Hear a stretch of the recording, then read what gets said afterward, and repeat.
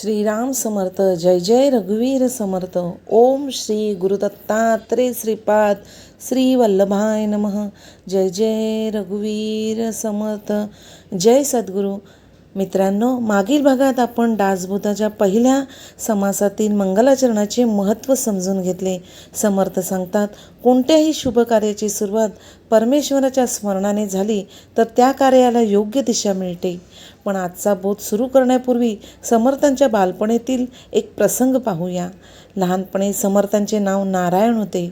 एके दिवशी त्यांची आई राणूबाई नारायणाला घरभर शोधत होत्या. अंगणात पाहिलं, देवघरात पाहिलं, शेजारी पाहिलं, पण नारायण कुठेच दिसेना. शेवटी त्या घराच्या माळ्यावर गेल्या. तिथे एका कोपऱ्यात लहान नारायण शांत बसले होते. आईने प्रेमाने विचारले, नारायणा, इथे एकटाच बसून काय करतोस? तेव्हा नारायण अतिशय शांतपणे म्हणाले, आई, मी विश्वाची चिंता करीत आहे.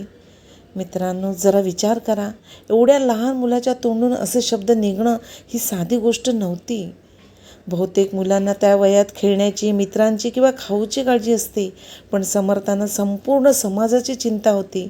याच कारणामुळे पुढे त्यांनी संपूर्ण भारतभर भ्रमण केले, गावोगावी गेले, लोकांची सुखदुःख पाहिले, कुटुंबातील भांडणं पाहिली.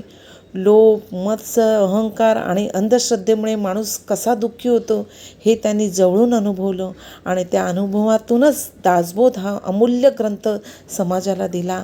मित्रांनो, समर्थ सांगतात, हा ग्रंथ फक्त साधू संतांसाठी नाही, हा प्रत्येक गृहस्थासाठी आहे, प्रत्येक आईसाठी, प्रत्येक वडिलांसाठी, प्रत्येक मुलासाठी आणि प्रत्येक कुटुंबासाठी आहे. आज एक घरातील प्रसंग पाहूया. एका घरात वडील दिवसभर कष्ट करून घरी आले.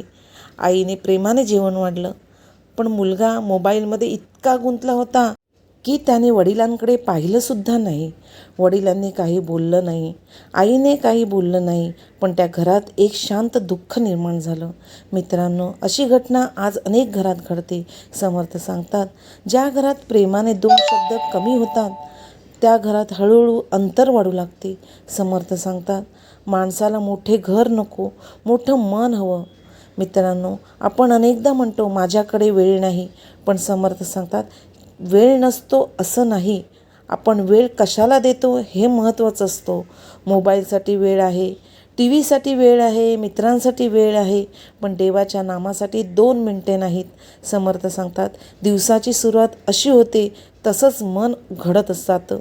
म्हणून सकाळी उठल्यावर प्रथम श्रीरामांचं स्मरण करा, सद्गुरूंना नमस्कार करा, मग दिवसाची सुरुवात करा. मित्रांनो, हीच दासबोधाची शिकवण आहे. समर्थ सांगतात, परमेश्वराला मोठं नैवेद्य नकोत, त्याला शुद्ध मन हवे. जर तुम्हाला या समर्थांचा संदेश मनापासून आवडला असेल, जर तुम्हाला ही दासबोधाचा प्रत्येक बोध आपल्या रोजच्या जीवनात कसा उपयोगी पडतो हे जाणून घ्यायचं असेल, तर आत्ताच आपल्या चॅनलला सबस्क्राईब करा आणि बेल आयकॉन नक्की दाबा. तुमचा एक सबस्क्राईब हा फक्त एका यूट्यूब चॅनलसाठी नाही, तर समर्थांचा अमूल्य संदेश प्रत्येक घरापर्यंत पोहोचवण्याचा या सेवेत तुमचाही सहभाग आहे. हा व्हिडिओ तुमच्या आईवडिलांना, भावंडांना, मित्रांना आणि प्रत्येक समर्थ भक्ताला नक्की शेअर करा.